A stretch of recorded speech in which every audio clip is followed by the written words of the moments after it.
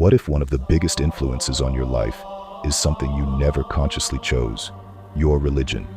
For many people, their beliefs were inherited before they were old enough to question them, and eventually, it became their truth.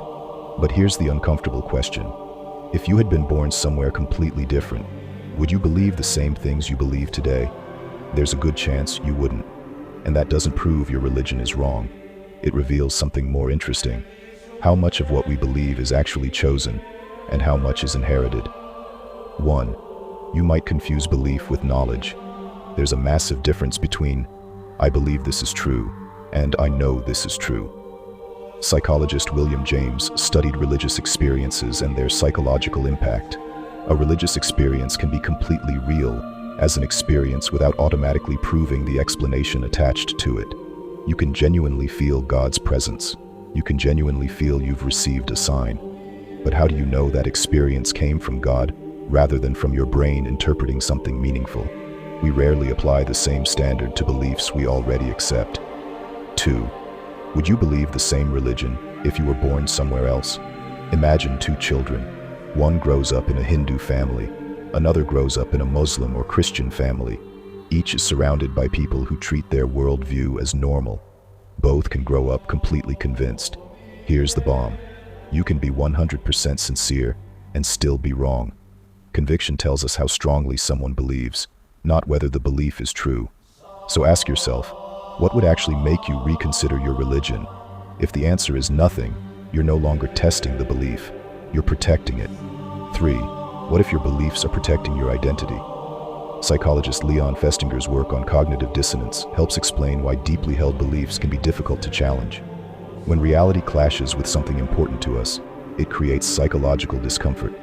Sometimes, instead of changing the belief, we change the way we interpret reality. Religion can be connected to your family, morality, community, and identity. So here's the harder question. If changing your belief meant losing your community, would you still change it? That's not really a religious question anymore. It's a question about identity. 4. Freud had a disturbing explanation. Sigmund Freud argued that religious beliefs could partly express powerful human wishes, especially our desire for protection, justice, and certainty in an uncertain world. Think about what religion can answer. Why are we here? What happens after death? Why does suffering exist? Humans hate uncertainty, so ask yourself, do we believe because something is true, or because believing makes uncertainty easier to tolerate? But here's the twist. You can ask the same question about atheism. Maybe someone believes because they've examined the evidence. Maybe someone rejects religion because they've examined the evidence.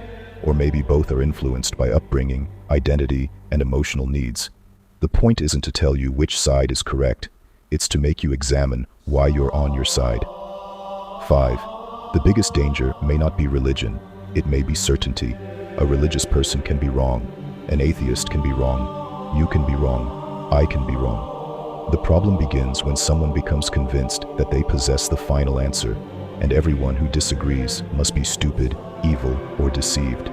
This isn't unique to religion. Politics, ideologies, and conspiracy theories can do the same thing. Even our personal beliefs can become identities we feel compelled to defend. So maybe the real enemy isn't belief. Maybe it's the inability to say, I could be wrong. And here's the question I actually want you to take away. If you discovered tomorrow that one of your deepest beliefs was completely wrong, would you want to know? Because intellectual freedom isn't having no beliefs. It's having beliefs you're willing to examine. Maybe your religion is true. Maybe it isn't. Maybe it contains profound wisdom mixed with human interpretation. We don't get to manufacture certainty simply because uncertainty makes us uncomfortable. So don't blindly believe because your parents believed, and don't blindly reject because someone else told you to. Question it, examine it, test it, and most importantly, be willing to discover that you're wrong, because the goal isn't to replace one dogma with another.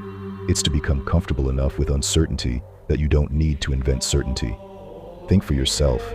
If you want more videos about psychology, belief, power, and human behavior, subscribe to Psychology of Power.